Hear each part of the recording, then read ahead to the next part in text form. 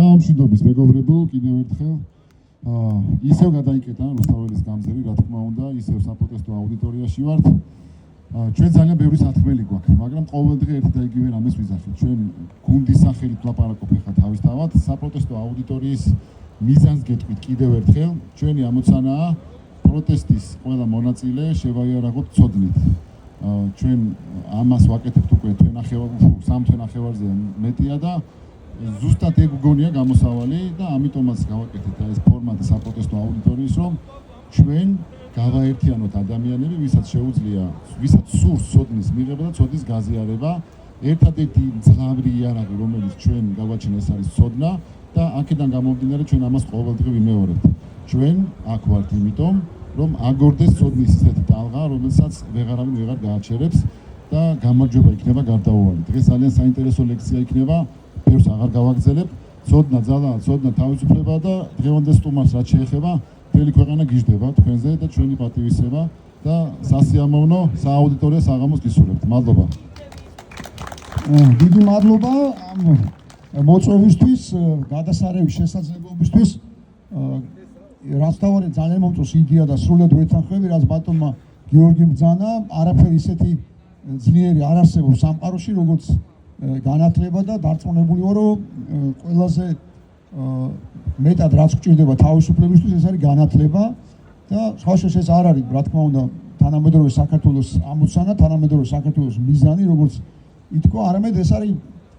ალბათ მრავალსაუკუნოვანი, მრავალათასწლოვანი გამოცდილება და ყველაზე მეტად იმ იმპერიებს, რომლებიც გვიპყრობდნენ, იმის გამო, ბევრი მიზეზის გამო და მთავარი ალბათ მაინც იყო ჩვენი ადგილმდებარეობა, ვერ აქვს და ვერც ერთი დიდი იმპერია თითქმის ვერ აქვს და ყველა ის იმპერია, რომელიც გვიპყრობდა, რა თქმა უნდა, პირველი ცდილობდა, რომ ჩვენ არ მიგვეღწია თავისუფლებისთვის და არ გამოგვეყებინა მთავარი იარაღი ამ თავისუფლების მისაღწევად. ეს იყო ცოდნა და განათლება. ამიტომაც დღეს აუცილებლად შევეხებით ამას, რადგან დიდი ილიას და დიდი აკაკის ძეგლის წინ ხდება ჩვენი საუბარი იწყება აქ. რასაკვირველია მათ შესახებაც ვისაუბრებთ და რასაკვირველია განათლების შესახებაც. ალბათ საქართველოში მათზე პოპულარული და ცნობილი ადამიანები იშვიათია. გასაგებია, რომ ბევრი ვარსკვლავი ყავდა სხვადასხვა პერიოდში, მაგრამ ის რაც ამ ორმა ადამიანმა და მით უმეტეს ილია ჭავჭავაძემ შეძლო მე-19 საუკუნეში, ეს არის დაუჯერებელი, წარმოუდგენელი, ამოუხსნელი და სრულად ალბათ მეცნიერებისთვის გაუგებარი ამბავი, როგორ შექმნა ადამიანმა და შეინარჩუნა და აღადგინა ქართული სახელმწიფო მარტო. მე ვხუმრობ ხოლმე, მიყვარს ხუმრობა და მგონია, რომ იომარი დიდი ძალაა. 1986 წელს ვისაც უყვარს ფეხბურთი, გახსოვთ როგორ მოიგო დიეგო მარადონამ მსოფლიო ჩემპიონატი მარტომ არგენტინის ნაკრებთან ერთად, სადაც მისი დონის არავინ არ იყო და მისი დონის ძირას არავინ არ იყო სამყაროში. მარტომ შეძლო მსოფლიოს ჩემპიონობის მოგება 1986 წელს და ხუმრობ ხოლმე და ვამბობ, რომ მარადონა ახლოს ვერ მივა ილია ჭავჭავაძესთან, იმიტომ რომ ილია ჭავჭავაძემ მარტო მოიგო სახელმწიფო. მან შეძლო შეუძლებელი ადამიანი სახელმწიფო, ჩემთვის ეს არის სიამბლეში ილია ჭავჭავაძე და პირველი რაც მინდა გითხრათ, ეს ძეგლი სხვათა შორის არის, ვისაუბრებ ილიაზე და ბოდიში შეიძლება რომ აიქით თხოვოთ, რომ ბოდიში შეგიძლიათ რომ იქით ისაუბროთ ძალიან. ხო, რომ აიქით რომ ისაუბრო, რა ხელს მიშლის და შეგიძლიათ იქით ისაუბროთ. ბოდიში შეგიძლიათ იქით ისაუბროთ, ხელი მეშლება და ვიცი, მაგრამ ხმამაღლა რა იქ ისაუბრეთ მეთქი, თორე სადაც გიათ იქით ეგ თორე ხელი არ შემიშაულდა, კი ბატონო. ნასვაბუდი? ხო, ძეგლზე. ეს ძეგლი სხვაშორის შეიძლება იცით ისტორია, მაგრამ მაინც მინდა გითხრათ დეტალი, რომელიც ძალიან მნიშვნელოვანია. ეს ძეგლი დადგეს 1956 წლის შემდეგ. ალბათ მიგიქცევიათ ჩემსავით ყურადღება ბავშვობიდან. ყველანი უყურებთ ამას, იმიტომ რომ ჩვენ თავარ ქუჩაზე დგას, რომ ილია ჭავჭავაძე და აკაკი წერეთელი არიან თანასწორნი, ანუ ერთი და იგივე სიმაღლე აქვს. რაც სიამოვნოში ტყუილია, აკაკი გაცილებით მაღალი იყო ვიდრე ილია და თუ გახსოვთ ილიას ტრები და ჩვენი სამშობლოს ტრები, მას მოიხსენიებდნენ ხოლმე როგორც ტანდაბალ, მრგვალ, ბურთივით მრგვალ ადამიანს, თუ სხვა მათთვის სალანძრავს სიტყვასაც მიაყოდნენ ხოლმე, როგორც იყო არის ლიბერალი მაგალითად და ასე შემდეგ. აკაკი იყო გაცილებით მაღალი, მაგრამ მე ძალიან მომწონს ეს იდეა, რომელიც ჰქონდა ბატონ ვალენტინ თოფურიძეს, ვინც არის ავტორი ამ ძეგლის, რომელსაც გაათანაბრა ორი დიდი ვარსკვლავი, მიუხედავად იმისა, რომ ფუნქციურადაც, შემოქმედებითაც, ხასიათითაც, უამრავი თვისების მიხედვით ისინი იყვნენ სხვადასხვა ადამიანები, რადიკალურად განსხვავებულები და მიუხედავად იმისა, რომ იყვნენ თანამებრძოლები, რა თქმა უნდა, ჰქონდათ ასთა სხვადასხვაობას და თუ გვექნება ჩვენ დრო ამისთვის ამაზეც მოგვიყვებით. თუმცა, რა თქმა უნდა, მთავარ და პირველ რიგში ვის უპირისპირებდნენ ერთად და ვის წინააღმდეგ ბრძოლას შეალიეს მთელი ცხოვრება, ეს არის რუსეთის იმპერია და სხვა შორის რუსეთის იმპერიამ 1946 წელს აქ სპეციალურად დადგეს ეს ძეგლი 56 წლის აჯანყების მერე, როცა სასტიკად ჩაახშეს ძალიან დიდხანს, შეიძლება თქვენს ძალიან დიდხანს მე მეგონა რომ 1956 წელს აჯანყება, ანუ 1924 წლის დიდი აჯანყების შემდეგ იყო პირველი აჯანყება მეორე მსოფლიო ომის მერე და ძალიან დიდხანს მეგონა რომ ეს იმიტომ მოხდა საქართველოში, რომ 1953 წელს სტალინის გარდაცვალების შემდეგ დაიწყო მისი კულტის განადგურება, მის კულტთან ასე როგორც უწოდებენ დაპირისპირება მაშინდელმა მოსკოვის ლიდერებმა და ამას მოყვა ბუნებრივი რეაქცია. გასაგებია უამრავმა ქართველმა ჩათვალა, რომ სტალინს ებრძვიან არა იმის გამო, რომ ის დიქტატორი იყო ან საბჭოთა კავშირის მმართველი, არამედ იმის გამო, რომ სწორედ ქართველი იყო და დიდხანს მქონდა ეჭვი, რომ შეიძლება თლათ ასეც არ იყო, იმიტომ რომ სამწუხაროდ ძალიან ცოტა მოგონება არსებობს ტექსტი და წერილობით მით უმეტეს ძალიან ცოტა და სულ მინდოდა გამეგო სინამდვილეში რა მოხდა და სხვა შორის თქვენც ალბათ ჩემსავით დაგემართათ ძალიან გვიან აღმოვაჩინე რა მოხდა სინამდვილეში 1956 წელს, იმიტომ რომ მიტინგები დაიწყო ქვემოთ სანაპიროსთან, სადაც იდგა სტალინის ძეგლი და გამოხატავდნენ თავის სიყვარულს ადამიანები, მიქონდათ გვირგვინები, ყვავილები, ამბობდნენ ლექსებს სხვათა შორის სტალინზე, მაგრამ არანაირი რეაქცია არ ჰქონდა საბჭოთა ხელისუფლებას. რამდენიმე დღის განმავლობაში რეაქცია და სასტიკი რეაქცია მოყვა პირველივე მოწოდებას დამოუკიდებლობის აღდგენისაკენ და მე ეს არ ვიცოდი სხვა შორის და აღმოვაჩინე შესანიშნავი ქართველი მწერლის გურამ ჩეულიშვილის შემოქმედებაში, რომელსაც აღწერილი აქვს თავის დოკუმენტურ პროზაში სინამდვილეში რა მოხდა. მაშინ როგორც კი დაიწყეს ქართველებმა დამოუკიდებლობის აღდგენაზე ლაპარაკი, ისევ გადაწყვიტეს რომ რუსეთის იმპერიისაგან დაეხსნათ თავი, მაშინვე მოყვა ამას საშინელი რეაქცია და დახოცეს და დახვრიტეს ადამიანები დღემდე არ ვიცით რამდენი. არა მხოლოდ იქ მტკვართან სანაპიროზე, არამედ ძალიან დიდი ნაწილი აი აქ, იმიტომ რომ აქ მაშინ იყო კავშირი გამულების, ძალიან დიდხანს იყო ნატყვიარები, შეიძლება გახსოვთ და სწორედ ამის მერე რომ ასეთი სასტიკი აღმოჩნდა რეჟიმი კიდევ ერთხელ რუსეთის იმპერია ქართველების წინააღმდეგ, თავისუფლების მოყვანე ქართველების წინააღმდეგ, ეს ძეგლიც დადგეს, სხვათა შორის რასაკვირველია თვითონ ავტორს მადლობის მეტი არაფერი არ ეთქვის პირიქით. მე იდეა ძალიან მომწონს, რომ ეს არის გათანაბრება აკაკის და ილიასი და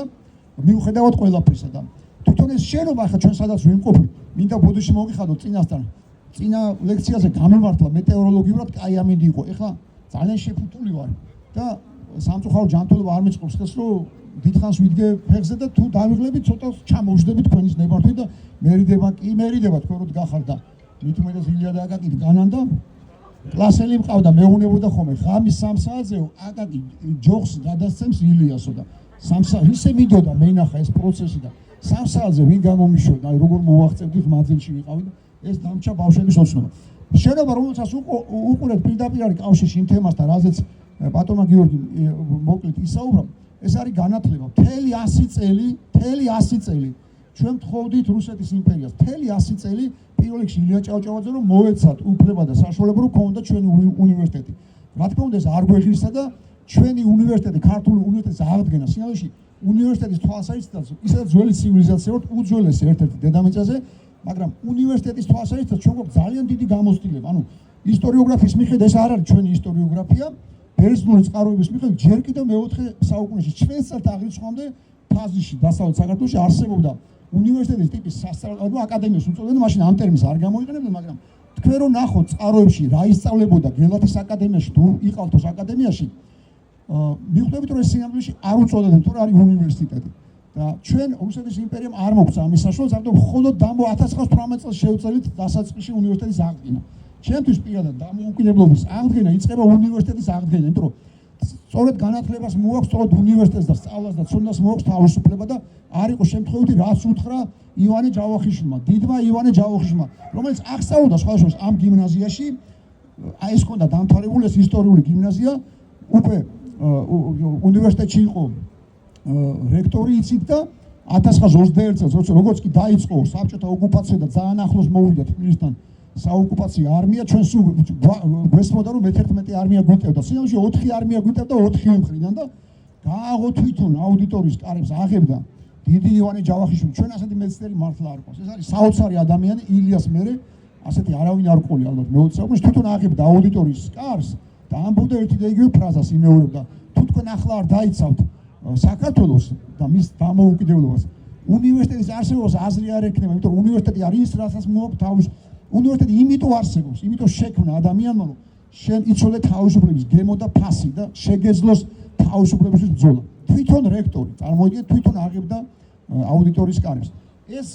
გიმნაზია სანამ გიმნაზია გახდებოდა, იყო სასწავლებელი, შეიძლება იცით კეთილშობითა სასწავლებელი, მაგრამ მთელი 100 წელი, აი წარმოიდგინეთ, რამდენი ხნის ამბავს გიყვებით. მთელი 100 წელი რუსები ცდილობდნენ, რომ გადაეკეთებინათ სამხედრო სასწავლებლად. ყველა დროში და ეპოქაში, ანუ ილიამდე და აკაკიმდეც, სულ იყო ეს დაპირისპირო, სულ იყო თხოვნა და კამათი, რომ ეს არ მომხდარიყო,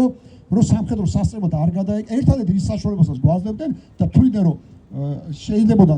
დაერთოთ ნება, ეს იყო სამხედრო სასწავლებელი, იმიტომ რომ თვითონ რუსეთის არმიას ქართველი ჭირდებოდა როგორც სამხედრო ოფიცერი, სამხედრო ჯარისკაცი. ანუ მარტივად რო თქვა, საზარბაზნე, ისა ხორცი. ამიტომ სამხედრო განათლებას გვაძლევდნენ, სხვა არანაირი განათლების უფლებას არ გვაძლევდნენ და სხვათა შორის დავბრძანდი. კი, როგორ არ მომჩერი აუცილებლად, აბა. დავამთავრებ და მე კი ბატონო, დავბრძანდი და დაისვენე და მე აუცილებლად. 1905 წელს სხვა შორის ეს არ არის პირველი ამბავი, როცა აქ ძალიან ახლოს მოხდა დახვრეტა, იმიტომ რომ დახვრეტა ქართველების ეს არის 1956 წლამდე გაცილებით ადრეც, ანუ რასაკვირველია შესაძლოა რაღაც თვალსაზრისით თუ ამაზე დრო გვექნება ვისაუბრებ, ამის დროს თუ გვექნება. მეფის რუსეთი რაღაც მიმართულებით გაცილებით ლიბერალური იყო ვიდრე საბჭოთა რუსეთი, მაგრამ დაპყრობილი ქვეყნებისადმი და განსაკუთრებით საქართველოსადმი, როგორცაც ისინი უყურებდნენ კოლონიისადმი, ყველა ჰქონდა ერთნაირი დამოუკიდებლობა, რომ ქართული დამოუკიდებლობა თავისუფლება მათთვის არ არსებობდა. აი დასაწყისიდანვე 1825 წლის დეკაბრისტების ამბავი ყველას გვაქვს გავლილი, რომ რუსეთის ისტორიაში იცვლება ძალიან პროგრესულად, მაგრამ თქვენ რო წაიკითხოთ, რას ფიქრობენ საქართველოზე, კიდევ უფრო გაბრაზდებით და კიდევ უფრო გეტკინებათ გული, რომ აი ყველაზე პროგრესული ნაწილიც კი ასეთი სასტიკია და საერთოდ არ აღიარებს ქართულ სახელმწიფოეობას, არ აღიარებს ჩვენს თავისუფლებას და ჩვენს დამოუკიდებლობას. 56 წლამდე, სანამ 56 წელს აქ დახვრეტდნენ, დღემდე არ ვიცით რამდენი ახალგაზრდა ყავთ დახვრეტილი, იმიტომ რომ ვერ დავადგინეთ, 56 წელი იყო, ძალიან ძნელი იყო და რამდენი გადაყარეს მტკვარში არავინ არ იცის, სხვადასხვა დაკრძალვის უფლებასაც არ აძლევდნენ და ესეც კი პრობლემა იყო. და 1905 წელს, ესე იგი 9 აპრილი ვიცით, მე ამას ჩვენ ყველანი შევესწარით, ხო, უფროს თაობას გულისხმობ, ახალი თაობა ამას არ შეესწრო, მაგრამ სამწუხაროდ ბევრ დაურბებას თვითონ შეესწრო და თვითონ არიან მსხვერპლი. 1999 წლის 9 აპრილი და 56 წლის 9 მარტი ვიცით, მაგრამ არანაკლები სისტემატიკით და რომ მართვის დამახასიათებელი აგრესიულობით დაარბიეს ქართველები 1905 წელსაც 22 ოქტომბერს. მეცაც გეტყვით, რუსებმა ძალიან კარგად იცოდნენ, რომ თავარი თავისუფლება აქ იბადებოდა და იზრდებოდა. აქ სწავლობდა ნიკოლოზ ბარათაშვილიც, აქ სწავლობდა ივანე ჯავახიშვილიც და ჩვენი საზოგადოების საუკეთესო მართლა ელიტარული ნაწილი, მართლა ნაღები, ანუ ყველაზე მოაზროვნე, ვინც ავანგარდში იყო ამ თავისუფლებისთვის ბრძოლა. ამიტომ მარტო ქუჩაში კი არ დაარბიეს ქართველები, შენობაში შევიდნენ და ბავშვები, მოწაფეები დახოცეს შენობაში.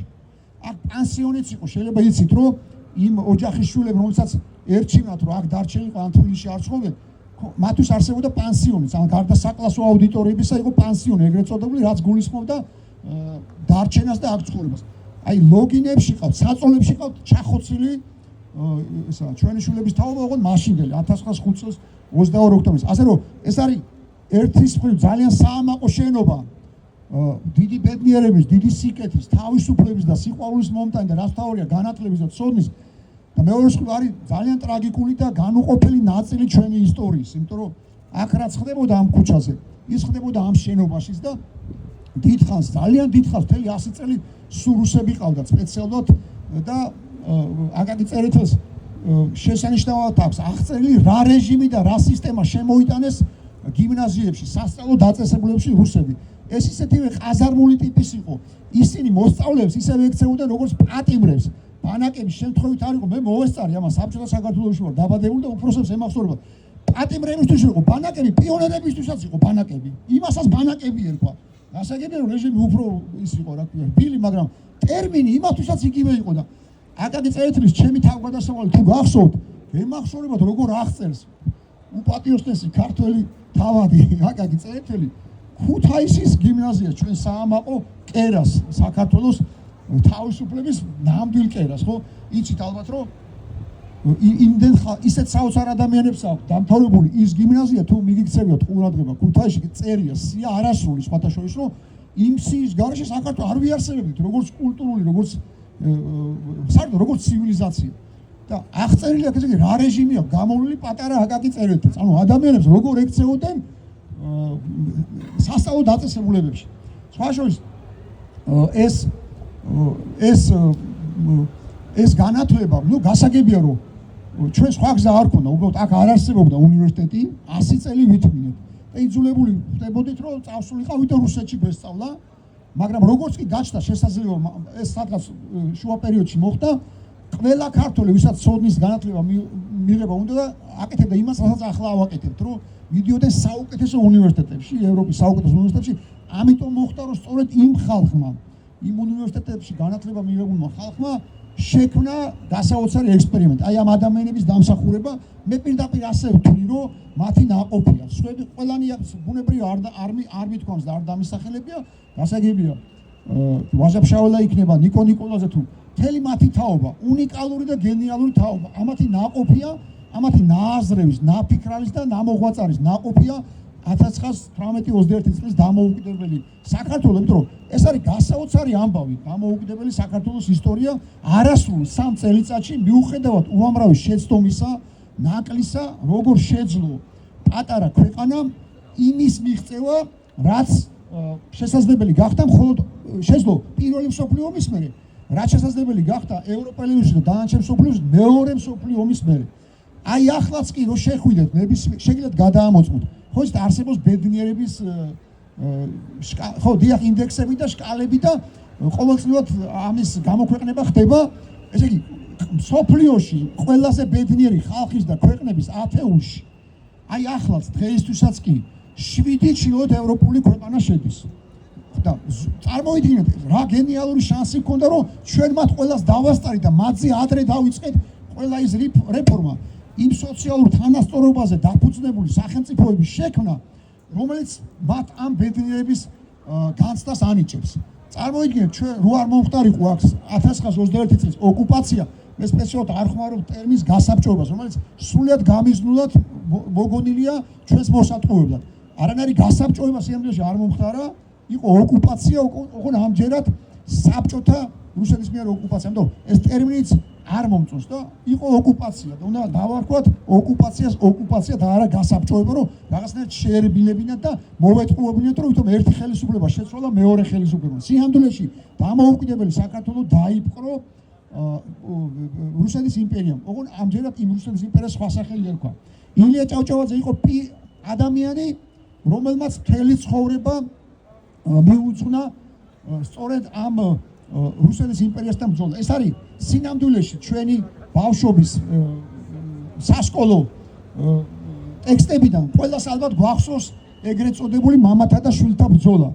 რომელიც ყველაზე მეტად აქცენტები კეთდებოდა ენობრივ საკითხებზე, ნუ სხვა საკითხებზე, მაგრამ არასოდეს მთავარზე. არასოდეს არ გვეუბნებოდა რომ სინამდვილეში ილიას და აკაკის თაობა ეგრეთ წოდებული თერგდალეულთა თაობა სინამდვილეში თავის უფროს თაობას დაუპირისპირდა კომპრომისის გამო იმის გამო რომ მათ ჩათვალეს რომ ეს არის მიუღებელი კონფორმიზმი რომ ასე ჩადგე შენი დამპყრობელი ქვეყნის სამსახურში მე რასაკვირველია არ მიყვარს ხოლმე შეიძლება ვინც მიცნობს იცის რომ არ მიყვარს ცუდი ამბების მოყოლა და მithumetes ცუდი ქართველების ხსენება და არ მინდა ხოლმე იმ ქართველების გახსენება რომელმაც ძალიან შეირჩმენეს თავი სხვადასხვა დროს მაგრამ მე-19 საუკუნეში მაგალითად რუსებმა არაფერი ახალი არ გააკეთეს იმ თვალსაზრისით რომ როგორც მანამდე სხვა იმპერიები ქართველების დაპყრობას და ოკუპაციას აკეთებდნენ სწორედ ქართველების ხელით იგივე გააკეთეს სხვათა შორის და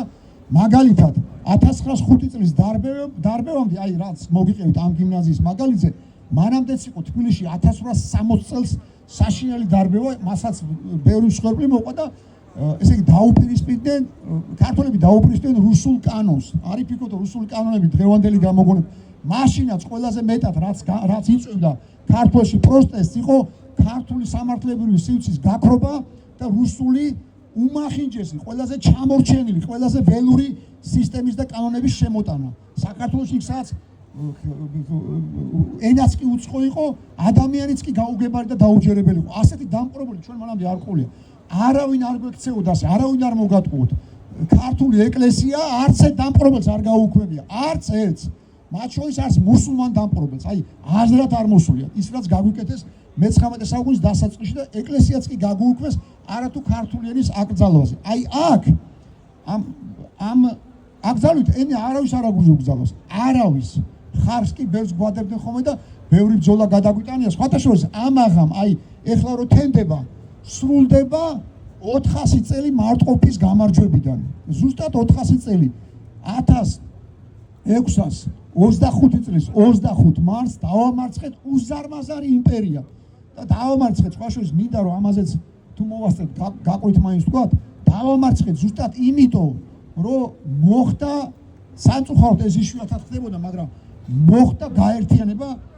იმ ხალხის ვინც თვლიდა რომ როგორც არ უნდა განსხვავდებოდეთ ერთმანეთისგან, სხვადასხვა ფიქრი გქონდეს, სხვადასხვა აზრი და სხვადასხვანაირად ვუყურებდეთ საქართველოს მომავალს, მის მართვას, სისტემას და ასე შემდეგ. თუ არ მოვიშორებთ დამპყრებელს და დიდ იმპერიას, რომელიც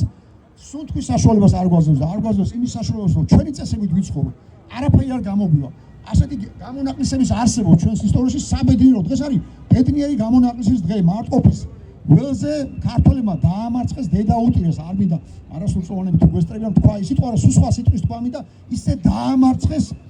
ამხელა სპარსეთის იმპერიას. გაგიჟდა შაჰ-აბასი შეიძლება იცის შაჰ-აბას პირველზეა ლაპარაკი, შეიძლება იცით საშინელებელი მოყვა ამას, მაგრამ მოყვა სამაგიეროდ მთავარი შედეგი, რაც ყველაზე მეტად არ უნდა შაჰ-აბას და ჩვენ როგორც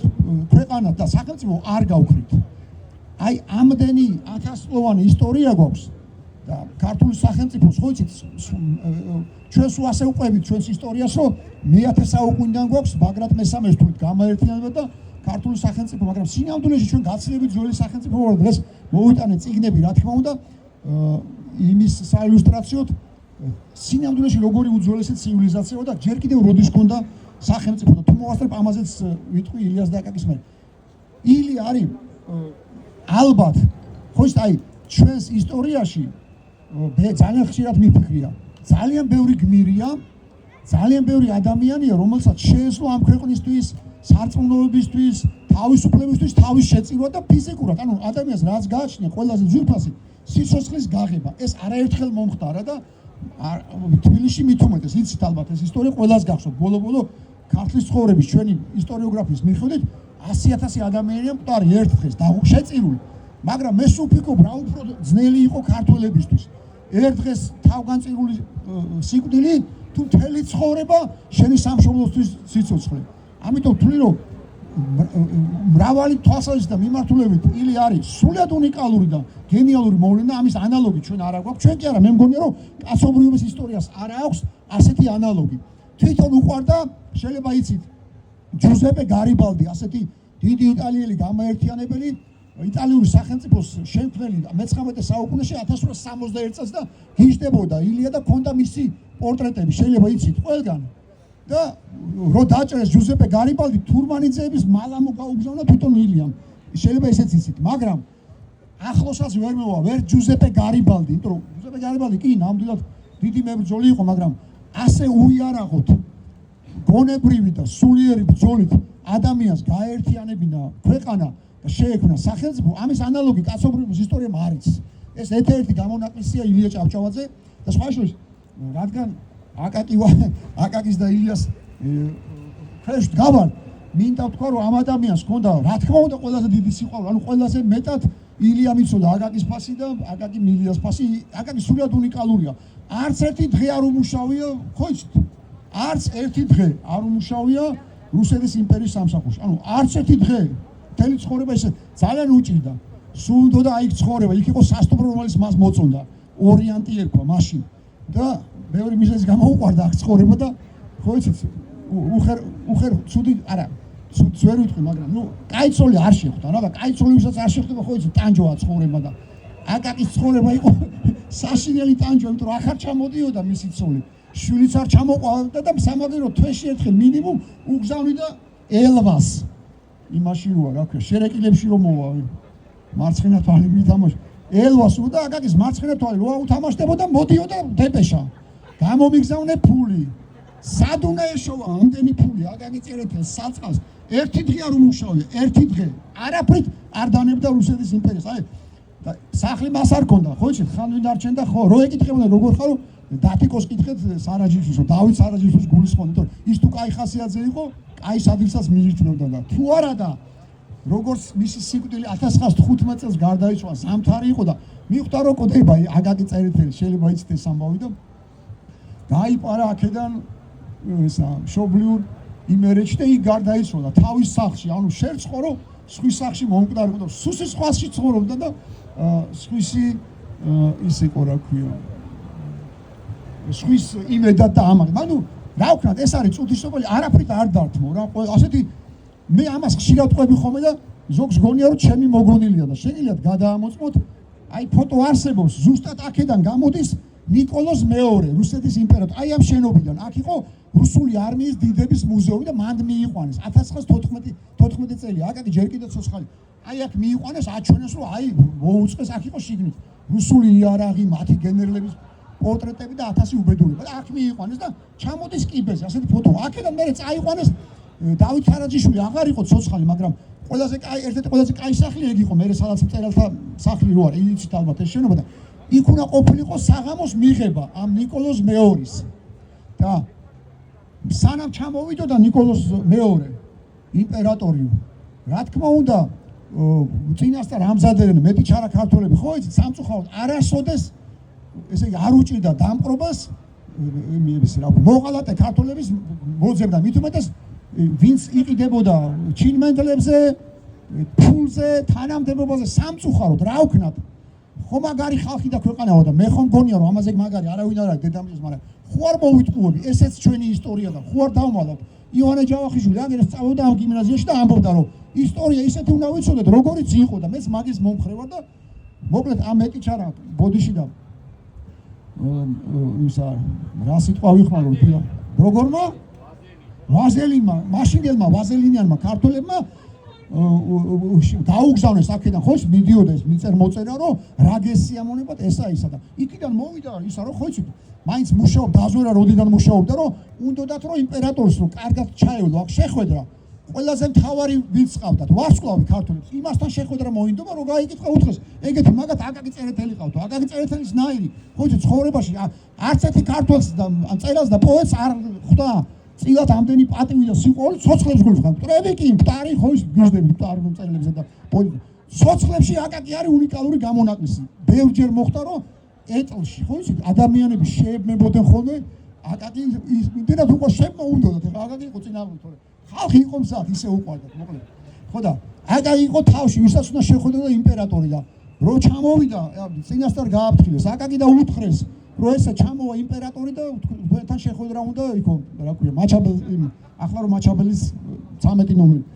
ხო და აკაკი თქვა რა უნდა გავაკეთო და არაფერი რა უნდა გააკეთოთ იმპერატორიაო რომ მოგესალმება თქვენს მიესალმებით თავის დაკვირით და ეგ იქნება მე სულ 5 წუთის ამბავიო აკაკი თქვა მეტი საქმე არ მაქვს ჩემი ქვეყნის თავარ დამპყრობელს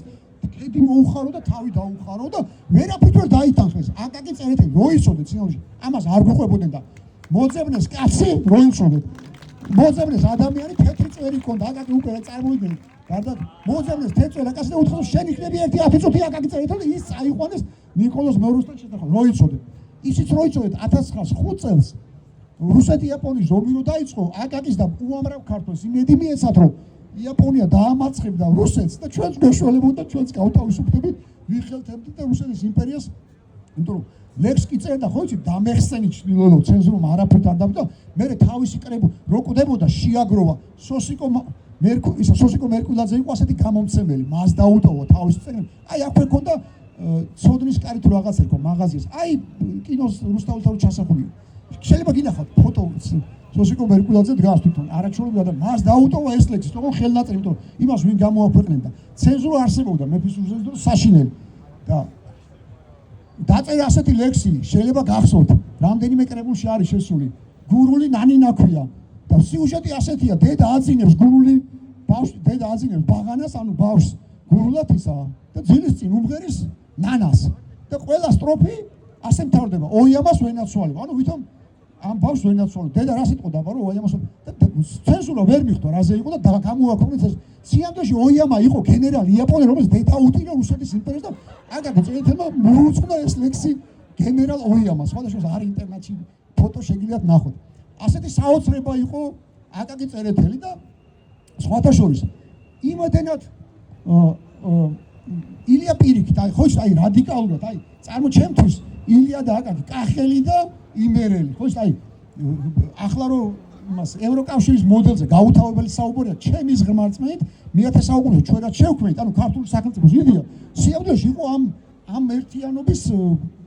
დავიწყებული ისა გამოცდილება რომ ერთ სახელმწიფოში რაც გააკეთა ბაგრატ მესამემ და ამდენი სხვადასხვა ტომობრივად წარმოშობის და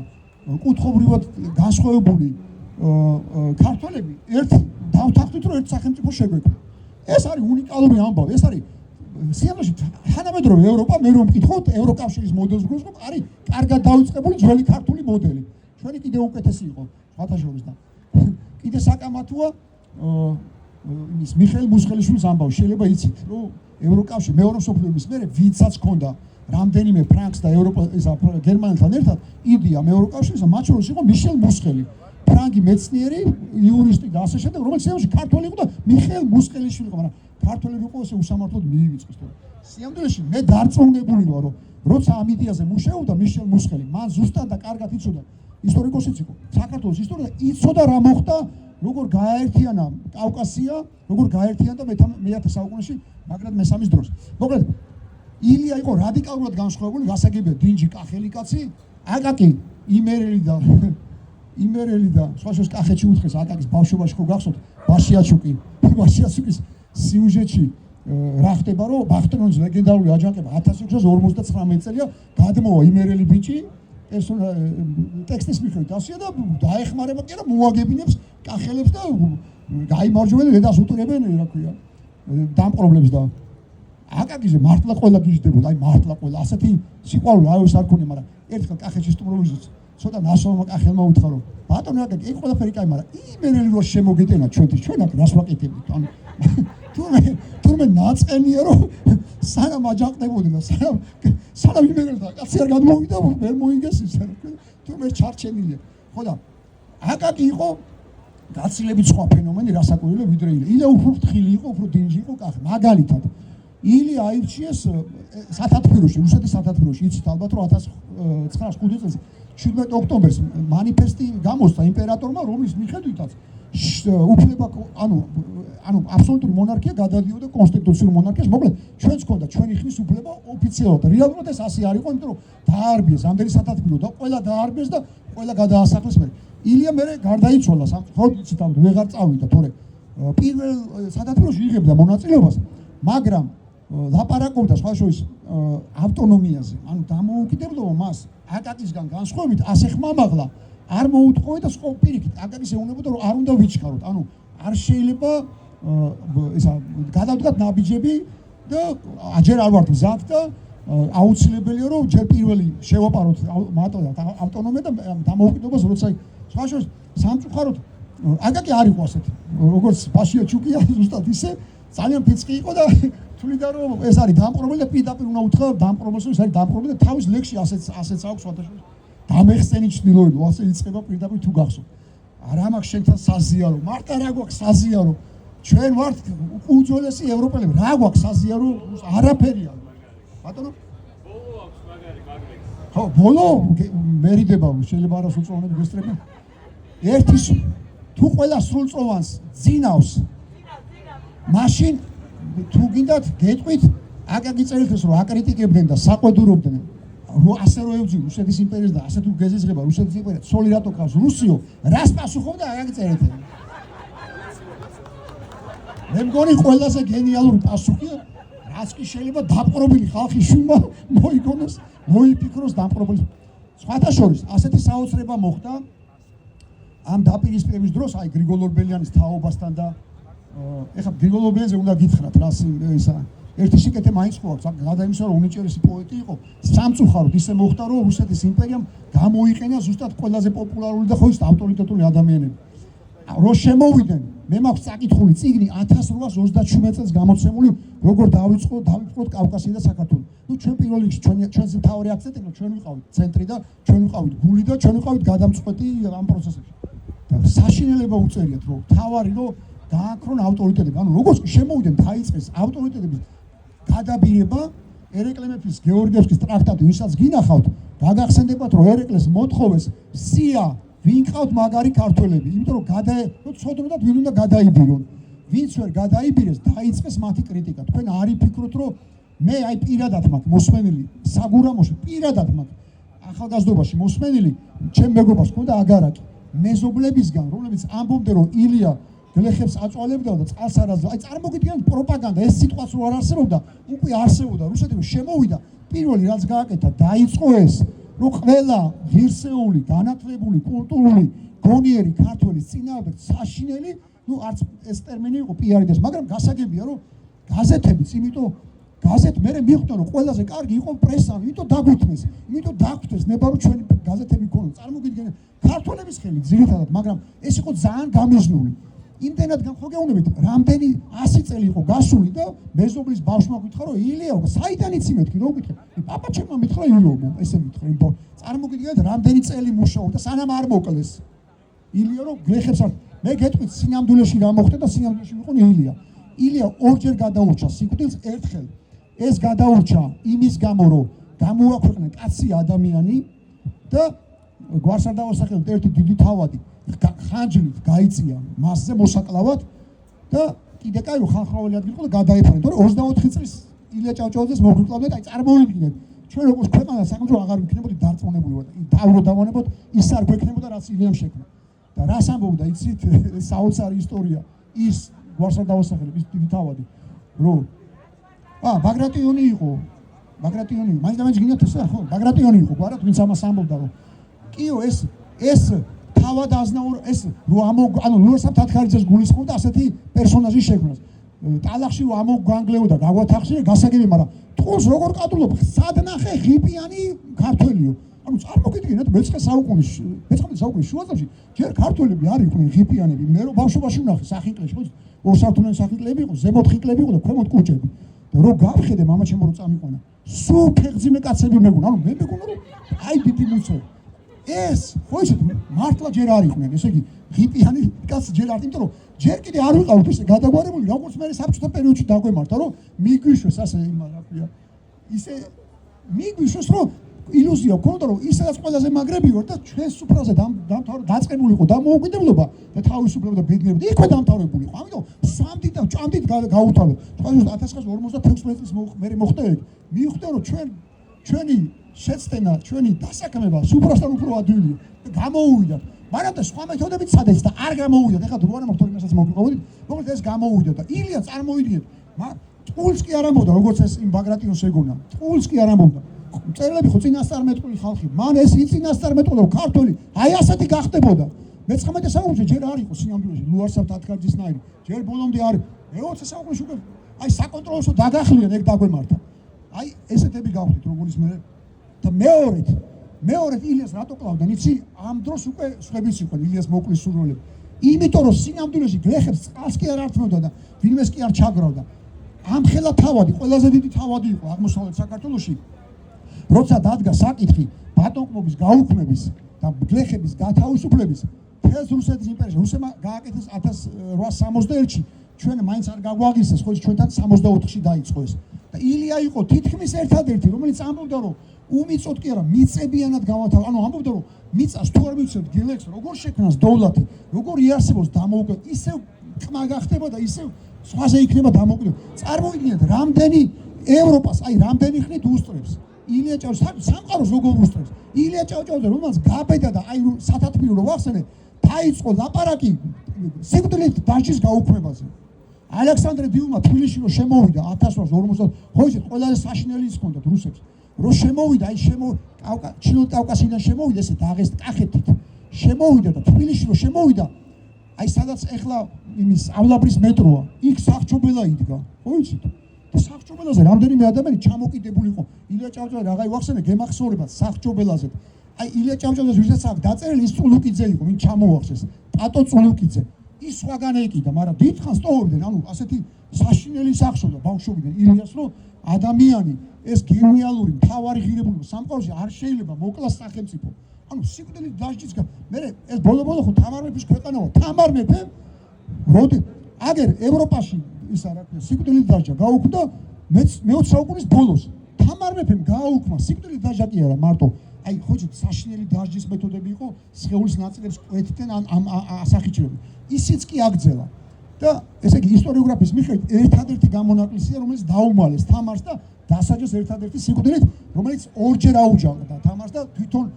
დიდებულებმა ისე რომ თამარს არ გააგდა თამარ მეფე წარმოგვიდგენთ აი რაზე ვლაპარაკ როდი ახლაც არის ზოგიერთ ქვეყანაში ამერიკაში ახლაც არის შტატების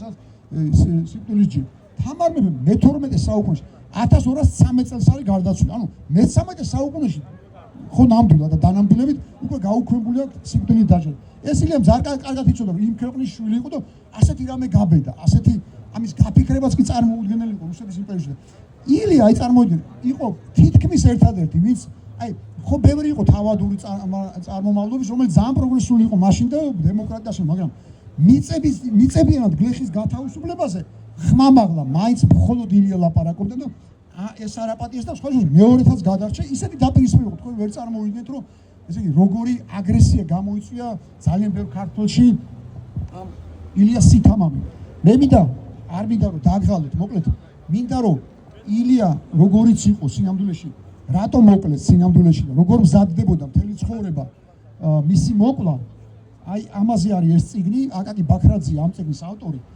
სხვა შორის მე ვფიქრობ რომ არის ერთ-ერთი ყველაზე მაგარი წიგნი საოცრება რაც ამეკითხავს ილიას ახლა ბევრი წიგნია მოგესწრებთ მაგრამ არ დაიზაროთ ყველგან მოითხოვეთ აკაკი ბაქრაძის ილია ჭავჭავაძე აი საოცარი წიგნია აქ ისეთი ამბებია ყველაფერში თავიდან რომელიც სკოლაში ჩვენ არ გვისწავლია და არც არავინ გვეტყოდა და ყველაფერში დავიდოვებდებით თუ გვეტყოდა ნაწილობრივ ან ზედაპირულად სიმართლე ის სიმართლე რომელიც მთელი საბჭოთა პერიოდში იყო გადამალული და განზრახ მიჩქმალული რომ არ გაგვეგო ეს ადამიანი რისთვის დაიბადა რას მიაღწია და რას ითხოვდა და რას შეეწირა ბოლოს მაინც მოკლეს მოგეხსენებათ 1907 წელს 50 წლის იყო უკვე მაგრამ მაინც მოკლეს ანუ მაინც ის არის მსხვერპლი რუსეთის იმპერიის აკაკი წერეთთან დაკავშირებით ეს არ არის ახალი გამოცემული მაგრამ ყველგან მოითხოვეთ თუ მაღაზიებში ვერ ნახოთ მოითხოვეთ რომ თავიდან გამოსცენ და დაბეჭდეთ ეს არის აი სახელმძღვანელო ქრესტომატია ჩვენთვის ეხა განსაკუთრებით გვჭირდება იმიტომ რომ ისევ ვიქგავართ რა ვქნათ ისევ ვიქავართ და ისევ ის პრობლემები გქონდა ისევ ის იმპერია გვებძის არაფერი ამაში ახალი არ ხდება აი ისევ ვიქგავართ აი როგორც 1905 წელს ხრებდნენ და 1802 წელს ფოტოშოს 1801 წელს გამოსცა მანიფესტი ალექსანდრე პირველმა იმპერატორმა 1802 წელს უკვე ამას არ გვეუბნებოდნენ სკოლაში ასე იყო გვასწავლიდა რომ 1804 წელს თიულეთში დაიწყო აჯანყება პირველი აჯანყება 1802 წელს რამდენიმე თვეში რო შემოვიდნენ დაიწყო აჯანყება კახეთში პირველი კახეთში დაიწყო იმიტომ რომ დათვრებოდნენ რუსები ასეთი დამპყრობელი ნანახი არ ყავდა არც ერთ ქართველს რომ დათვრებოდნენ იმ ქვერებში შარდავდნენ საიდანაც გვინოს აწვდიდნენ ქართველები და ერეკლეს თუ გინახავთ ხელმოწერა ტრაქტატზე ეს სადაც ასოე არის ყანწ გავს ყანწ აი ეს აქვს სპეციალურად რომ ყანწებით გეგებებით მართლა სიხარულით გეგებოდნენ იმიტომ რომ ფიქრობდით რომ დავისვენებთ და ამოვისუნთქავთ რა ამოვისუნთქეთ რა ჩვენ ტონობით სისხლი დაგვაყურებინეს მთელი მე-19 და მე-20 საუკუნე და საუკეთესო ქართველები გაგვიწყვიტეს და ბოლო მაგას ამბობდა ერეკლე ცოლი ვერ უნებოდა არ დაუჯერა ცოლ სხვადასხვა მეგრელი ცოლი ყავდა მესამე ცოლი უნდა მოგატყუებენ რუსები და ეუნებოდა ერეკლეს საწყალი მე ვგიჟდები ისე მიყვარს იმიტომ რომ არავინ ისე არ მოუტყუებეთ და გადაუგდეთ როგორც ერეკლე არავინ ისე ეუნებოდა რომ იმას მაინც ხო ვეღირსებით რომ ლეკიანობა შეწყდებაო რა ლეკიანობა იყო კრიმინალური მოვლენა ჩვეულებრივ კი არ შეწყდა 1854 წელს ყველაზე პროგრესული ევროპული ოჯახი 24 წევრი გაიტაცეს შუა წინანდრიდან 3000 კაცი მოვიდა. წარმოგიდგენთ, რამდენია გასული იმ ტყუილიდან 1783 წელს მოვაწერეთ ხელი ტრაქტატს, იმიტომ რომ ლეკიანობა დამთავრებული იყო და ყაჩაღობა აღარ ყოფილიყო და ხალხის გატაცება. 1854 წლამდე არ გაჩერებულა. მე ხო არ გაჩერებულა. არც ახლა არ გაჩერებულა. ცხინვალთა რო იტაცებენ ქართულის. ლეკიანობა აბა რა ჯანდაბაა. ისინი ფულს გვართმევენ, როგორც ლეკები გთხოვდნენ. ფულს ისე გვართმევენ, ესეც ფულს გთხოვენ. ამ სხვაებეს კი არ გთხოვენ. რუსები არიან თორე შინაარსობრივად ხო ლეკიანობაა ეგ. ლეკი კრიმინალს ნიშნავდა მაშინ თორე ეთნიური კონფლიქტი კი არ ქონდა. როცა იტაცებდნენ დავით გურამიშვილი მოიტაცეს ქართლის და კახეთში ჩვეულებრივ ცხოვრობდნენ ლეკები სოფლებში, კალავები იყვნენ, ხო ისე მაგარი დიდოსტატები ყავდათ აი ამ ვერცხლის და იმის ნაკეთობებს აკეთებდნენ. ეხლა არ ვიცი შეიძლება აღარ არიან დარჩენილი, მაგრამ დიდოსტატები ყავდათ. ამიტომ ჩვეულებრივ ცხოვრობდნენ საქართველოში. არავინ არ ერჩოდა აზრად არ მოსვლა. დავით გურამიშვილი რა თქვენ რა გონიათ? თავის სიმამთან იყო რომ მოიტაცეს და გამოსასყიდი მოყოლდა ვერ გადაიხადა იმ კაცმა და იმის მერე საქართველოს არ დაბრუნებულა. გავათხოვ სხვას გავაყოლებო რა ვქნა ვერ გადავიხდიო. ახლა ძის გავათხოვ ეშვილმა თავიდან გავათხოვ რა ვქნა ვერ გადაიხადა. ეგ იყო ლეკიანობა. ახლაც მე სხვა არაფერი არ ხდება. საწყალი ერეკლე, აი წარმოვიდგინე. ესე იგი როგორი მოტყუებული და როგორი გადაგდებული, ნუ არ მინდა რომ დაგღალოთ და ესე იგი ეს ახალი წიგნი აკაკიზე აკაკის ჩემი თავგადასავალი ყველას გახსოვთ. ანუ თვითონ როგორ ხედავს თავის ბავშვობას, ხოჭი დაბადებიდან იწყება და აღწერს ყველაფერს. აი ეს გასაოცარი ადამიანი, აი მართლა გასაოცარი ფენომენი იყო. ამის გასო ჩვენ არა მეგონი არც არავის არ აყავს აკაკისნაირი, ხო და ამ წიგში არის არა აკაკი როგორ ხედავს სამყაროს და როგორ ყვება თავის ამბავს, არამედ სხვები როგორ ყვებიან. ეს ახალი გამოცემაა და აუცილებლად ეს არის 180 ამბავი, ხო იცით როგორი ის არის, რა ვქი, აი როგორ გითხათ, აი ბავშვობაში მარცხს რო ნელავჭამდით, რომ არ დამთავრებული იყო, ნუ მე ასეთი ბავშვობა მქონდა, რა ვიცი, შეიძლება სხვებს ხანაერი მქონდა. მე ნელავჭამდე რომ არ დამთავრებული იყო. არა, ეხლა ვინ მაჭმევს მარცხს? ეგ არც მიფიქრია. ბავშვობაზე შენ ტანჯულ ბავშვობაზე. ხო, ეს არის არაჩვეულებრივი გამოცემა, მადლობა. მე არტამოჯის გამოცემული, ანუ სხვები მისი თანამედროვეები, ვისაც ახსოვს აკაკი, ვისაც უნახავს, ვისაც მეგობრობდა, ერთხელ შეხვდა აკაკის ქუთაისში, ხედავს გიმნაზისტები, მე არ მხოც ფორმა ეცოთ, მირბიან გვირგვინებით. სად მირბიხათო და ესეო, მატარებელს უნდა მიუსწროთო. თბილისში ვაგზავნითო, გრიგოლ ორბელიანი მოკვდაო და გვირგვინს უგზავნითო და ხო და რა, ხო და შეატყო რომ აი გვირგვინებია, ხო ძვირიანი გვირგვინებია. მე რომ მოვკვდები აკაკი ემუთხა ამ გიმნაზისტებს. ჩემთვისაც შეაგროვებთ ფულს და გვირგვინებს იყიდითო და ისა. იო, აბა რას ვიზოთ დაგიჟდენ. ხო და ეხლა შემიგროვებთო და აი სულ არ მჭირდება თქვენი გვირგვინები. ასეთი გენიალური ადამიანი ყო. აქ წერია უამრავი ამბავი, აი ვერ გაძღებით აკაკი წერეთლის სიყვარულით ისეთი ამბავი. სხვაშორის ხო იცით აი ილიას უნდოდა რომ რუსეთის იმპერიისთვის რატომ მოინდომა რომ ხო იცით ყველას თხოვდა მარიბროსე იქნებოდა ესა ვორდროპები რომ ეთარგმნათ რაც შეიძლება მეტენაზე ყველას თხოვდა უცხოენაზე რომ ვეფხისტყაოს ანუ ეთქვა დანარჩენი სამყაროში და პირველ რიგში რუსებისთვის რომ ჩვენ ვართ უძველესი ცივილიზაცია იმიტომ რომ ახლა შემოვიდა როგორც ველურებს ისე გვექცეოდნენ ხო იცით აი მართლა როგორც ველურებს პირდაპირ აი ხიშტის პოლიტიკა ქონდა სანამ ვორონცოვი არ აღმოჩნდა ეს ვორონცოვი ერთ-ერთი გამონაკლისია შეიძლება იცით 10 წელი იყო აქ და ლონდონში იყო დაბადებული. წარმოშობთ რუსი იყო, მაგრამ ლონდონში იყო დაბადებული და გაზრდილი, ამიტომ ხეთს ერთ-ერთი ეგ არ გამოდგა. ანუ ერთ-ერთი ვისაც არ ვეზიზღებით ეგ იყო, თორე დანარჩენი აი როგორც ბარბაროსები ისე გვექცეოდნენ. ხო და მოკლედ ილიას უნდოდა რომ მათთვის პირველ რიგში დაემტკიცებინა რომ ჩვენ ძველი ცივილიზაცია და მე-12 საუკუნეში ისეთივე გენიალური ნაწარმოები გვაქვს შექმნილი, როგორც ისეთივე პოეტი და მწერალი გვაქვს, როგორც შექსპირი ან დანტე ან ასე შემდეგ და ყველას თხოვდა რომ ეთარგმნა ვეფხისტყაოსანი და ვეფხისტყაოსანი ყავდა ასეთი ხო და ეს თვითონ ეს თელ სამყაროს უნდა იყო მართლა ვერ თარგმნით თორე და ზაყარო როგორ უნდა იყო და აკაკი პირიქით იყო აკაკი თვითონ რომ ვეფხისტყაოსანი მიაჩნდა ისეთ ქართულ ნაწარმოებად რომ ესე იგი სამი წერილია თბილისგული შეიძლება წაგიკითხოთ მაგრამ მაინც გაგახსენებთ რომ სადაც ამტკიცებდა რომ ესე იგი უყურებდა თავისი იმერული თვალებით ვინც მოწონდა მეც ახლა ავთანდილი ყველაზე ამიყვარს და ავთანდილიო ნახდათ ის იქნებოდა იმერელია იმიტომ რომ ის არისო რა და ტარიელი უფრო ის არა ილიას გასაგებ ტარიელი უფრო კახელს გავს უფრო აღმოსავლეთ ესეთებს იგონებდა ქალებსაც ესე და წერდა და იმამ უთხოვ ეხლა მაგებს თავიდან ესო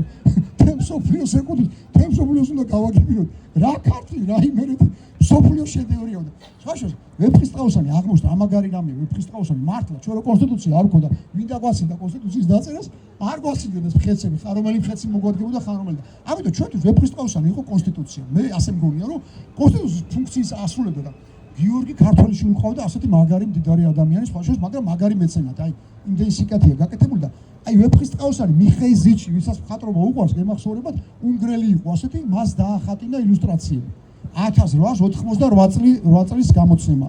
და ასეთი რამე მოიფიქრა. ის გამოცემა რო ქონოდა, ჩვენ ხო იცით საუკუნეების, იმდენად სახალხო წიგნი იყო, რომ ვინც წაიკითხავდა და პოეტობის ნიჭი ქონდა, ან ამატებდა თვითოსტროფს, ან ფიქრობდა, რომ რო არ წარმოეწონებოდა, იმის რომ იცოდა, ამას ახლა შოთა არ დაწერდა, მაგას ვერ იკადრებდა და შლიდა. ამიტომ მთელი საუკუნეების პრობლემა ქონდა, რომ გაგვეგო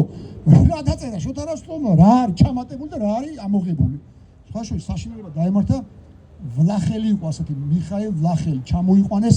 ვახტანგ მეექვსე დატანჯვა მეფემ ასევე მოვტყუებულმა და გადაგდებულმა რუსების მიერ იდგა და ელოდა როდის მიაშორდნენ ჩარსოს სპარსეთი დაემარცხებინა და მოლოდინში მოკვდა რო იცოდეთ და ვინც თუ მყავთ ვინმე რუსეთუმეები და გონიათ კიდე რომ რაღაცას გავკეთებს ისა რუსეთი აი მათ მოუყევით სინამდვილეში რა მოხდა ჩვენი პატრიარქი თვითონ ჩავიდა რუსეთში ეხლა აღარ შეუძლია მაგრამ როცა შეეძლო და პუტინს თხოვო რომ ვახტანგ მეექვსის ძვლები მაინც გამომატანო და ისიც არ გამომატანო რო იცოდეთ მაინც იმიტომ იქ არის დაკრძალული რუსეთში და ზაუნდოდა მისი გადმოსვენება და იმის ძვლები არ გამოგვატანეს და რაც კი ქართული ეკლესიებიდან საგანძურია წაღებული იმას ვინ გამოგვატანს და კიდე რამდენი უნდა ვიწვალოთ და ვიბრძოლოთ მაგრამ რა ვქნათ სანამ ეს ბრძოლა არ დამთავრდება სანამ რუსეთის იმპერია თავს არ დაგვანებს ან არ დაიშლება ჩვენ ამ ბრძოლაში ვიქნებთ არ იფიქროთ რომ აქ რამე ახალი ხდება მოდიში ჩვენ შვილებსო კიდევ ქუჩაში უწევთ დგომა მაგრამ რა ვქნათ ეს 1801 წელს დაიწყო და სანამ არ გავხდებით დამოუკიდებელი თავისუფლება ასე იქნება აბა რა ვქნათ სხვა არჩევანი არ აქვს ანუ თავისუფლების გარდა სხვა არჩევანი თავისუფლების ალტერნატივა არ გააჩნია მოკლედ ამისთვის დაბადებული ხართ ხო და მოკლედ ეს აკაკი წერეთლის ამბავი ხო და ვეფხისტყაოსანზე გეტყვით რა მოხდა ამ გიორგი ქართველიშვილმა ილიას და აკაკის უთხრა რომ ეხლა თქვენი ბრძოლა და გრიგოლ ორბელიანს დაარბევინეს არ მინდოდა მეთქვა გრიგოლ ორბელიანს დაარბევინეს მაშინ რა ისა ეს ქართული პროტესტი რუსული კანონების წინააღმდეგ ის სამწუხაროდ შეფილასაც მოყვა სპეციალურად აკეთებდნენ რა იმიტომ ის ოფიცერი იყო და შენ დაარბიო ანუ მაგარი სიკეთე აქ შეიძლება არ იცოდეთ გრიგოლ ორბელიანი ესე ორბელების საგვარეულო აკლდამა იყო ბეთანია და იმის გამო რომ ორბელები დაუპირისპირდნენ თამარების მამას გიორგი მესამეს ისინი გაასახლა მე უკვე რომ დაამარცხა გიორგი მესამე და ბეთანიის უნიკალური ტაძარი თუ გინახავთ შედევრია გაქრა და დავკარგეთ იმიტომ რომ გაატყიურდა და გავერანდა იქაურობა ანუ წარმოგიდგენთ რამდენი საუკუნე გავიდა და გრიგოლ ორბელიანი მაგარი საქმე ეხლა ბევრი კაი საქმეა გაკეთებული ცუდთან ერთად მაგრამ იცოდა რომ თვითონ როგორც ორბელმა ანუ წარმოშობით იცოდა რომ სადღაც ამ უღრან დღეში იყო მათი საგვარეულო აკლდამა და დადიოდა სანადირო და სინამდვილეში ეძებდა ბეთანიის ტაძარს რომ არა გრიგოლ ორბელიანი ჩვენ ალბათ არ გვეცოდინებოდა ნუ ახლა მე შეიძლება ტექნოლოგიები გაშთა ბოლო ზემოდან მოუძებით მაგრამ მან მე-19 საუკუნეში მოასწრო და იპოვა ბეთანიის ტაძარი თუ არ გინახავთ ეს არის საოცრება ერთ კედელზე არიან ორბელები ანუ ვინც აღაშენა და მეორე ზუსტად მოუპირდაპირე გამარჯვებული ბაგრატიონები აი საოცარი ტაძარია როგორ ყვება კედლის მხატვრობა ანუ ფრესკა საქართველოს ისტორიას აი საოცრება ამიტომ თუ არ გინახავთ ნახეთ ხუროთ მოძღული თვალსაჩინო შედევრი ხო და მოკლედ ისეთ გამოვიდა ამ გიორგი ქართველიშვილმა უთხრა რომ თქვენი კამათი მე არ ვიციო რა შეიძლება იყოს რამაც გაგაერთიანოსო და მიხვდა ილია რასაცეულობა დაასხედითო დაგინიშნავთ ხელფასო დაუნიშნა ხელფასო ერთ-ერთი შემთხვევა იყო რომ ვეფხისტყაოსნის გამო ეს ორი თაობა გაერთიანდა ანუ იმ თაობის ჭკვიანი ქართველებიც დასხდნენ ერთად ილიას და აკაკისთან ერთად და დაადგინეთ რა დაწერა შოთა რუსთაველმა და ეს ამის ნაყოფი იყო 1898 წლის გამოცემა. მოკლედ ეს არის წიგნი აკაკიზე მოკლედ საოცარამდე წაიკითხავთ, აუცილებლად წაიკითხეთ. ეს არის ასევე არც თუ დიდი ხნის წინ გამოცემული წიგნი ქართველი მწერლები და ესე იგი აი გაოგნდებით უბრალოდ აკაკი ერთი ხოშოს აკაკის დააპატიმრეს არ იფიქროთ რომ აკაკი არ ყოფილა პატიმარი იყო პატიმარი უბრალოდ საოცრება მოხდა თუ არ იცით მოგიყვებით 1908 წელს დააპატიმრეს იმის გამო რომ მაშინდელი მერი თბილისის თავი ესე ერქვა ქალაქის თავი თავის ასე ხუმარას გამოსცემდა გაზეთს და თვითონ იყო რა რედაქტორი იქ დახატა კარიკატურა დაახატინა ვიღაცას და დააპატიმრეს ამის გამო და ისა რო თბილისს ამახინჯებო და დააპატიმრეს ამის გამო რომ მიიყვანეს მეტეხის ციხეში მიიყვანეს და ეხლა წარმოიდგინეთ აკაკი 1908 წელი ანუ აკაკი წერეთლის ზემოთ მარტოც არის ილია უკვე მყარია ანუ ისეთი ვარსკვლავია ისეთი კაშკაშა რომ თელმა ციხემ როგორი პატიმარიც აიყო იქ მარტო ისინი არ იყვნენ კრიმინალები რა თქმა უნდა პოლიტპატიმრებიც იყვნენ და ვისაც რუსეთის იმპერია არ მოწონდა ისინიც რა თქმა უნდა და რო გაიგეს ხო ძალიან სწრაფად ვცელდება ამბავი რომ აკაკის რო დააეპატიმრებდნენ რა სწრაფად გავცელდებოდა მithumedes ციხეში და მიიყვანეს ისა რა ქვია და ესე იგი მთელი ღამე სანამ გათენდებოდა არავის არ ეძინა არავის და მთელ თბილისს ესმოდა შეიძლება ისიც როგორ იყო გისოსებიან მაშინ ესეთი დახშული სარკო მაგრამ გისოსები აქეთ გადმოდიოდა მტკვრის ხარეს ხო ისე დუქნებიდან ესეთი დაუწერელი კანონი იყო მაშინდელი დუქნებიდან რო იქები აუცილებლად პატიმრებს უნდა მიეტანათ საჭმელი და ქვემოდან აძლევდნენ ხოლმე ხო ისე იმებით რა ქვია ტივებით მიადგებული და მთელი ღამე ისმოდა ადვილი ის არის სკანდინავიის ადვილი აკაკი ხო სამარცლოვანი ბავშვობაში დინამოს ადვილად იმიტომ ყვიროთ ეხლა ვერაფერს ვერ ყვირით ერთად ხო იცი იმს ვერ ყვირით ერთად იმიტომ რომ გვიჭირს და დინამო იყო სამარცვლოვანი გამოდის მოდი აი როგორც დინამოს ყვიროდით ადვილად ასე ყვიროდა მთელი ციხე თუ სანამ არ გათენდა აკაკის და თეთბილისში ისმოდა აკაკი აი ესე და გამოუშვეს იმიტომ რომ მიხვდნენ ისე რომ ციხში არის შეიძლება ამ ერთი კაცის გამო აი ესეთი საგანძური იყო ქართველებისთვის აკაკი წერეთელი ნუ ერთადერთი მოკლედ აქ არის იმ მწერლების ისტორია აი მე ეს მოიტანე სპეციალურად ნუ ბევრი მწერლის ისტორია ქართველი მწერლები და პოეტები რა ტანჯვა აქვს სინამდვილეში გამოვლილი და რატო არიან მწერლები ყოველთვის თავისუფლების მხარეს და სხვაშორის პატარა ვიყავი რომ წავიკითხე მარკესის ფრაზა გაბრიელ გარსია მარკესის ფრაზა ასეთ რამეს ამბობდა მე არასოდეს არ ვარ რომელიმე ხელისუფლების მხარეს და ყოველთვის ვარ ხალხის ანუ მე ვარ ჩემი ხალხის მხარეს და არა ხალხის მთავრობის და მეთქი ვერ ვხვდები კაცო რასტისა ხო ხალხი ირჩევს მე მთავრობს ანუ ლოგიკა რაში იყო და მე რამდენი ვიწვალე და სანამ რამდენი დამჭირდა და რამდენი ვიკითხე რომ მიუხვდარიყავი რას გულისხმობდა და აი ამ წიგნში წაიკითხავთ რატო იყვნენ ყოველთვის ქართველი მწერლები და პოეტები ხალხის მხარეს და რატო იყვნენ თავარი ადამიანები ვინც ქმნიან ამ თავისუფლებას და აი ლევან გოთუა გეტყვით ბოლოს მინდა მაინც გითხრათ ერთი ფრაზა აი ლევან გოთუას ფოტო დამახასე სადაც დავდივარ წელს შეუსრულდა ეხლა მარტში 120 წელი ამ საოცარ ადამიანს 22 წელი გაატარა 22 წელი აი წარმოიდგინეთ საბჭოთა ბანაკებში ციხეებში და გადასახლებში 22 წელი გაატარა ამ კაცმა აი 120 წელი შეუსრულდა და რომ დაბრუნდა იქიდან ზუსტად ისეთი იყო როგორც აი მოგონებები რომ წაიკითხოთ ისეთივე შეყვარებული სიცოცხლეზე და თავისუფლებაზე ვერაფრით ვერ გატეხეს აი ვერაფერი ვერ უკრეს ამ 60 კაცს და ასე დამაკ ყველაზე კარგად მოუხვდა მე მგონი ილიას დაკაკის რა იდეებიც ხო და იმედი აი მართლა ფიზიკურად და სულიერად განახორციელა განსხეულდა ამ იდეაში რათა 22 წლის მერე დაბრუნდა საქართველოში და რო წერდა იქ აი წარმოიდგინეთ გმირთავარამ ეხა მოთხრობის კრებული გამოვიდა სხვა მაგრამ გმირთავარამი ყველას გვაქვს წერდა და რა ტანჯვა იქნებოდა წერა სადაც ქაღალდი არის შოება აი სადღაც პოლარული იმის იქით ჯანდაბაში და დათვებს მოქონდათ ფანქარი თეთრ დათვებს რომ დაეწერა და თურმე გადასახლებაში იყვნენ ქართველები და განსაკუთრებით მინდა მადლობა უთხრა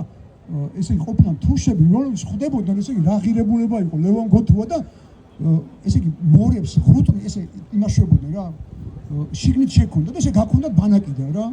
მისი ტექსტები და მე იმას ყიდულობდნენ მორებს და საქართველოში აგზავნდნენ რომ არ დაკარგულო წარმოგიდგენთ ხალხს რა აქვს გავლენა რა ტანჯვა აქვს გამოვიდა რა წამება თქვენ წარმოგიდგენთ ენკავედეს და იმის პირობებში ვერაფრით ვერ დაამარცხეს ანუ და ლევან გოთუა არ იფიქროთ რომ მარტო იყო და სხვაშორის ასეთი გენიალური ფრაზა აქვს რომ მაინც მირჩევნიაო ისა მონობაში ბედნიერებას მაინც მირჩევნია უბედური ვიყო თავისუფლებაში აი ასეთი გენიალური კაცი იყო ლევან გოთუა ეხა კიდე აღარ მინდა დაგღალოთ კიდე წარმოგიდგენთ რამდენიმე წუთი დღეს არის სხვაშორის რადგან მწერლები ვახსენეთ დღეს არის გურამ დოჩანაშვილის დაბადების დღე და წამოვიღე სამოსელი პირველი ეს ძალიან მიყვარს ეს გამოცემა იმიტომ რომ ეხა გამოვიდა მთელი მისი შემოქმედება თითქმის 5 ტომეული გამოვიდა მაგრამ ეს მიყვარს იმიტომ რომ მან თვითონ მაჩუკა და ეს მახსოვს არ დამოიცნება პირველად რომ წავიკითხე აი როგორ მაკანკალევდა თავისუფლების სიყვარულის გამო ანუ რომ მივხვდი რომ დავიწყე კითხვა პირველად რომ წავიკითხე სხვაშორის ვერ მივხვდი რაზე იყო წიგნი ასეთ რამე დამემართა უილიამ ფოლკნერი ყავდათ ამერიკელებს იცით ალბათ ძალიან დიდი მწერალი და მას კითხა მისი ის მაქვს ნანახი ერთხელ ინტერვიუ ჟურნალისტი ეკითხება რომ მეო თქვენ ისა სამჯერ წავიკითხე თქვენ რომელიღაც რომანზე ეუბნება მე მგონი სული რომ ამომდიოდა რა მაგარი თარგმანი რა სახელი სხვაშორის ინგლისურად სხვანაირად თქვია და ქართულად რა მაგრა რა ნიჭიერი ხალხი ვარ ხო და ასეთი ჭკვიანების რო ვიყო როგორი ნიჭიერებიც ვარ ხოლო სული რომ ამომდიოდა მე სამჯერ წავიკითხეო ის ჟურნალისტი ეკითხება და ვერ მე არა იქ ეუნება მეოთხე წაიკითხე შეიძლება ის კონდა რა გაში რამდენჯერ ეტყოდნენ ანუ მე სადაც მაგ წაკითხული იქ ამბობს სამჯერ მაგ წაკითხული წაიკითხე მეოთხე ქვია კოლხური რუნები ისე საქართველოში აღმოჩნდა ძალიან უცნაური ამბავი ბოლომდე მაინც არ მაქვს ამაზე ლაპარაკის უფლება მაგრამ დაყრით მაინც გეტყვით ერთი სული მაქვს ოდის გაიგებს არის ეჭვირო ესე იგი აქ არიან დაგზავნილები შვედი ვიკინგები მაინც რო იცოდეთ რა და ნუ თუ დადასტურდება მე გეტყვით სად არის და ერთად მივიდით და პავლელი მივიტანოთ და ეხლა აი ეს პროცესია რომ დადასტურდეს მოკლედ იცით ალბათ რომ ჩრდილოეთ ევროპაში და სკანდინავიის ქვეყნებში საკმაოდ დიდ ხანს ესე იგი თითქმის გვიან შუა საუკუნეებში შემორჩენილი იყო ეგეთ წოდებული რუნული დამწერლობა და რა ქვია როგორც ჩვენც ქონა სხვადასხვა ქვის სტელები ეგრეთ წოდებული ქვის სვეტები სადაც ადამიანები ქმნიდნენ ტექსტს და ყვებოდნენ ამბებს რა მოკლედ და ესე იგი ეს არის ძალიან მნიშვნელოვანი წიგნი იმის შესახებ როგორ შეიძლება ესე იგი კოლხური რუნები თარიღდებოდეს რა კავშირი შეიძლება იყოს ძველ ეგვიპტურ ცივილიზაციას შუამდინარეთს და საქართველოს წინაპარ სახელმწიფოსთან თელს დედამიწაზე ხა ეს ჩემი მოგონილი არ არის და არც ახალი არ არის ხო სადაც ადამიანი განათლების მიღებას იწყებს სკოლა იქნება თუ უნივერსიტეტი ჩვენ ვერ ვწდება ვერავინ იმიტომ რომ ყველა ვარიანტში მითოლოგია უნდა წაიკითხოს გაეცნოს და მითოლოგიაში აუცილებლად შეხვდება ჩვენი წინაპარის სახელმწიფო ძველ დიდ კოლხებს გულისხმობდა ჩვენი მედია კოლხის ამბავი ამას ვერ აცდება ვერცერთი ადამიანი ვინც განათლებას იღებს დედამიწაზე მითოლოგიას რო თავი დავანებოთ ხო ის არის ადამიანი რომელიც თნია რომ მითოლოგიაა მარტივად და არაფერი იყო ასეთი შლიმანი გემახსოვრებათ ვისაც არქეოლოგია გიყვართ და ამ შლიმანმა მოვიდომა ტროას გათხრა და არავინ არ უჯერებდა რომ პროფესიონალი არც არქეოლოგი იყო და არც მეცნიერი და ისე გამწერდა რომ არავინ არ დააფინანსა მისი ექსპედიცია მაშინ საბერძნეთის ნაწილი იყო ისა ბოდიში არ იყო საბერძნეთის ნაწილი უბრალოდ უკვე ოსმალეთის ნაწილი იყო მაგრამ არავინ არ დააფინანსა და თვითონ გამდიდრდა გახდა მაშინ ის იყო რაღაც გილდიები აი გილდიის რაღაც რომელიღაც გილდიის ვაჭარი დიდი ფული იშოვა მარტივად რო თქვა რომ თავისი ექსპედიცია თვითონ დაეფინანსებინა და ტროა აღმოეჩინა რომ დაედასტურებინა რომ მითოლოგია არ არის მხოლოდ ზღაპრები და ესა კეთილი ამბები ეს არის ისტორია და მითოლოგია იქნებოდა მართლა ისტორიოგრაფიის მიხედვით ანუ ნამდვილი ამის დამტკიცება უნდა და გაკი გათხრა ის დროა ეს შლიმანი წარმოშობთ გერმანელი იყო რუსეთის ყველა იმპერატორს ვისაც მოესწრო თხოვდა ერთი და იგივეს რომ გამათხრევინეთ იმერეთი და დასავლეთ საქართველო ანუ რომ დაემტკიცებინა რომ ისიც რასაც ყვება არგონავტიკა ანუ მითოლოგიის ის ნაწილი რომ რატომ მოვიდნენ აქ არგონავტები რომ ეს რაღაცა განსაკუთრებული იყო სინამდვილეში ოქროს საწმისი რის გამოც აქ ჩამოგზავნდნენ 54 არგონავტი რომ მე შემიძლია ეს არქეოლოგიურად ანუ ხო ის არქეოლოგიაზე დამაჯერებელი არტეფაქტები არ არსებობს ანუ ყველა მეცნიერება შეიძლება ცდებოდეს არქეოლოგია არის ყველაზე მთავარი ანუ ყველაზე სანდო მეცნიერებისთვის არის არქეოლოგია ამას ითხოვდა დაჟინებით და არაფრით არ მისცეს არც ერთმა იმპერატორმა ამის უფლება რომ გაეთხარა ყველგან წერდა ამ განცხადებაში რომ ჩემი ფულით გავთხრიო ანუ ჩემი სახსრებით გამათხრევინე არაფრით არ მისცესნება და მე ვერაფრით ვერ მივხვდი რატო არ მისცესნება თუ თავისი ფულით ხრიდა სოჭში რო ჩატარდა ოლიმპიადა გამოვიდა პუტინი ბოდიში აკაურობას და ესა ჯვარი წერიათ კიდევ ერთხელ პირიქოსკენ მექნა თუ რას ამბობენ ხოლმე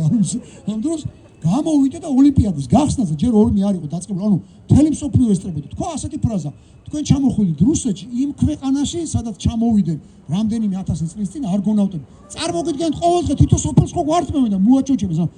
ისტორიის და მითოლოგიის წართმევა რა არის წარმოგიდგენთ წარსულის ეგეთი რამე არ გამიგი ანუ რა ნაწილალა უნდა იყო რომ ესეთი რამე იკადრო რომ თემ სოფლოს გასაგრა მე რა მივხვდი რატო არ მისცეს რუსებმა ის იმპერატორიც ხო იგივე იყო ისეთი დამპყრობელი იყო როგორც პუტინი იმიტომ არ მისცეს შლიმანს უფლება რომ გაეთხარა დასავლეთ საქართველოს და დაემტკიცებინა რომ აქ მოვიდნენ იმიტომ რომ ჩვენ წინ ვიყავით ქონდა აღწერებს აღწერები რომ ნახოთ არა მითოლოგიური არა ლიტერატურული მათ შორის ჰეროდოტე მას უწოდებენ ისტორიის მამას მე-5 საუკუნე ჩვენს წარიცხვა ნუ სხვათა თავიდან აი ნახეთ უბრალოდ ქართულად ხო გვაქვს თარგმნია აკაკი გელოვანმა თარგმნა როგორ აღწერენ ქართულ სახელმწიფოს ანუ როგორი ძველი ცივილიზაცია ვართ ამიტომ მე ვარ დამბრალდეს რომ მე ვიგონებ სულ ასე მომბრალებ რომ ვითომ მე ვიგონებ ამ ჩვენ წარსულს რა ვქნა არ გაათხრევინე შლიმანს და აჰა მე მბრალდება ამიტომ რაც ვიცი ზუსტად ვიცი და შემიძლია გითხრათ რომ აუცილებლად ჩვენი გამარჯვებით დამთავრდა იმიტომ რომ ჩვენ ვართ თავისუფლებისთვის დაბადებული ხალხი და არასოდეს შევწყვიტოთ თავისუფლებისთვის ძენს. არასოდეს. სანამ მივწვით თავისუფლებისთვის, ვარ ცოცხლები და არსებობს საქართველო. როცა აღარ მოგვიდება თავისუფლება, აღარ საქართველო იქნება ჩემი ღმერთი. მადლობა ყველას, ვინც აკეთებს ამ არჩევას. ვინც ცოცხლობს და იმის თავისუფლებას. ყველას მადლობა და ყველას თავისუფლება განსაკუთრებით ჩვენს პატიმრებს. ძალიან დიდი მადლობა კიდევ ერთხელ აპლოდისმენტები კიდევ ეკუთვნის ჩვენ ვართ საპროტესტო აუდიტორია ჩვენ გავაგრძელებთ აუცილებლად თქვენს შეიარაღებას ცოდნით რა თქმა უნდა ჩვენ ვართ ყველანი ჯარისკაცები ვინც აქ გამოვდივართ ყოველდღე ჩვენ ყოველდღე ვიბრძვით სასტიკ ბრძოლაში ამიტომ ჩვენ არ გავაჩერებთ თქვენს შეიარაღებას და დარწმუნებულები ვართ რომ გამარჯვება დადგება გამოგყვებით საპროტესტო აუდიტორიის Facebook, YouTube და TikTok გვერდზე ჩვენ აუცილებლად გავიმარჯვებთ მომავალ შეხვედრამდე. ცოდნა ძალა, ცოდნა თავისუფლება. მადლობა.